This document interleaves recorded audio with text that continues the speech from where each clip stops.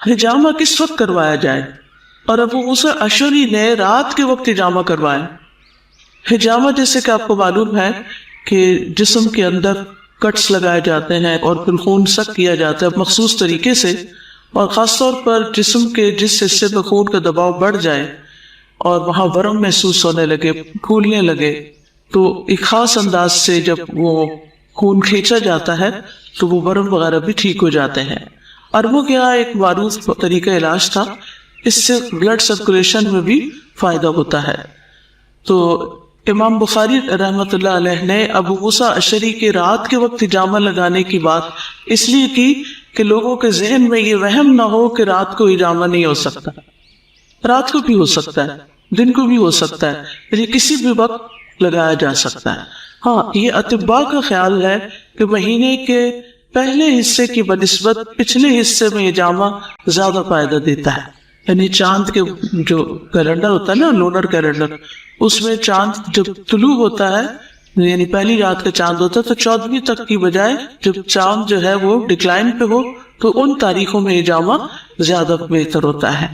ہجامہ کی ہماری دین میں بہت اہمیت ہے۔ رسول اللہ صلی اللہ علیہ وسلم نے فرمایا، معراج کی رات میں فرشتوں کی جس جماعت کے پاس سے بھی گزرا، اس نے یہی کہا، اے محمد، اپنی امت کو ہجامہ کرانے کا حکم دیجیے، سینگی لگوانے کا حکم دیجیے۔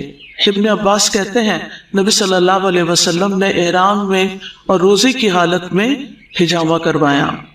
احرام میں، روزے کی حالت میں، عام طور پر باقی چیزیں منع ہوتی ہیں نا ان میں۔ پھر نبی صلی اللہ علیہ وسلم نے جب زہریلی بکری کا حصہ کچھ کھایا تھا اور اس کے اثرات آپ کو بدن میں محسوس ہوتے تھے، تو زہر کے اثرات کو دور کرنے کے لیے بھی آپ نے ہجامہ کروایا۔ یعنی ایک دفعہ آپ سفر پر روانہ ہوئے، احرام باندھ لیا تو اس کے کچھ اثرات محسوس ہوئے آپ کو، تو آپ نے ان زہریلے اثرات کو دور کرنے کے لیے ہجامہ کروایا۔ پھر اسی طرح نبی صلی اللہ علیہ وسلم نے موچ کی وجہ سے بھی، جیسے پاؤں میں موچ آ جاتی ہے نا، اس کی وجہ سے بھی آپ نے ہجامہ کروایا۔ جابر رضی اللہ عنہ کہتے ہیں کہ نبی صلی اللہ علیہ وسلم اپنے گھوڑے سے کھجور کے کٹے ہوئے تنے پر گر پڑے، اس سے آپ کے پاؤں کا جوڑ متاثر ہو گیا۔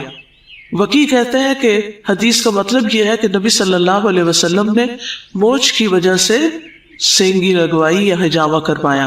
بلڈ پریشر کے علاج میں ہجامہ بہت مفید ہوتا ہے۔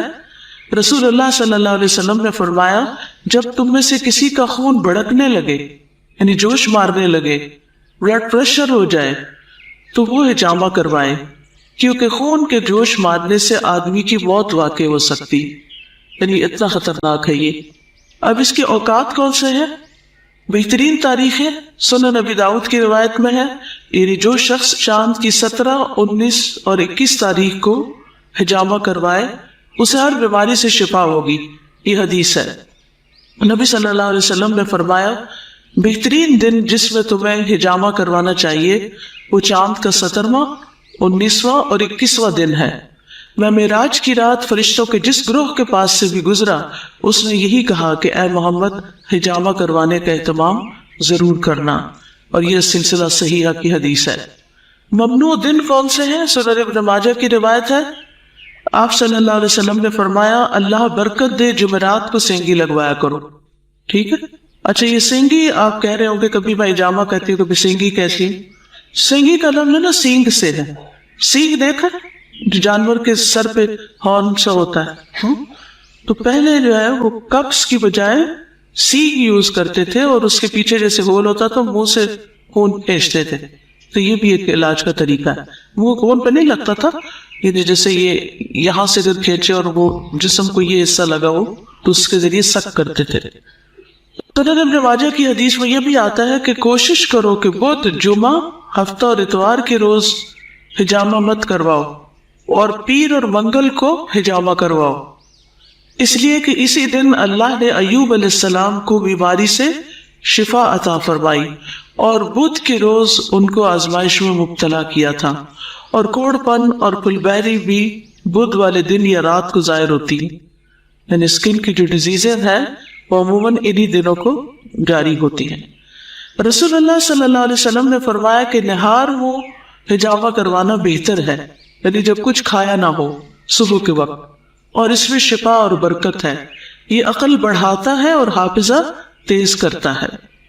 ابن عمر بھی روزے کی حالت میں ہجامہ کرواتے، لیکن بعد میں اس کو ترک کر دیا اور رات میں ہجامہ کرواتے تھے، یعنی رمضان میں آپ رات کے وقت کروا لیں جب کچھ کھایا پیا ہو، یعنی کھایا پی سے براتی کہ فوراً پہلے کھایا ہو، مطلب یہ ہے کہ جب جسم میں پانی وغیرہ کی بالکل کمی نہ ہو، کیونکہ خون نکالنے سے بھی پھر وہ یعنی ڈی ہائیڈریٹ ہوتا ہے انسان۔ ہجامہ کہاں کروایا جاتا ہے؟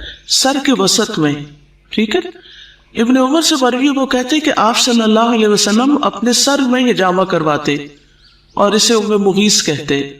مغیث کا معنی مددگار، ام مغیث کا مطلب کیا ہوا؟ مددگار کی ماں، یعنی مطلب یہ ہے کہ اس جگہ پر اگر آپ سینگی لگواتے ہیں تو شفا کے سلسلے میں بڑا معاون ہے، مددگار ہے۔ پھر گردن کی دونوں جانب کی رگوں پر، گردن کی دونوں جانب کی رگوں پر، انس کہتے کہ نبی صلی اللہ علیہ وسلم نے 3 مرتبہ ہجامہ کروایا، گردن کی دونوں جانب کی رگوں پر اور کندھوں کے درمیان، کمر کے اوپر شروع میں، یہاں درمیان میں، پھر اسی طرح سرین پر، یعنی پیچھے نبی صلی اللہ علیہ وسلم نے موچ آنے کی وجہ سے اپنے سرین پر سینگی لگوائی تھی، پاؤں کی پشت پر۔ انس رضی اللہ عنہ کہتے کہ رسول اللہ صلی اللہ علیہ وسلم نے احرام کی حالت میں اپنے پاؤں کی پشت پر ایک تکلیف کی وجہ سے سینگی لگوائی۔ معمر کہتے ہیں میں نے سینگی لگوائی تو میرا حافظہ جاتا رہا، حتیٰ کہ مجھے نماز میں فاتحہ پڑھنے میں بھی لکوا دیا جاتا۔ انہوں نے اپنی کھوپڑی پر غلط جگہ سینگی لگوائی تھی، تو اس لیے سینگی لگوانے والے کا ماہر ہونا بڑا ضروری ہے، ہر ایک سے نہیں لگوانی چاہیے۔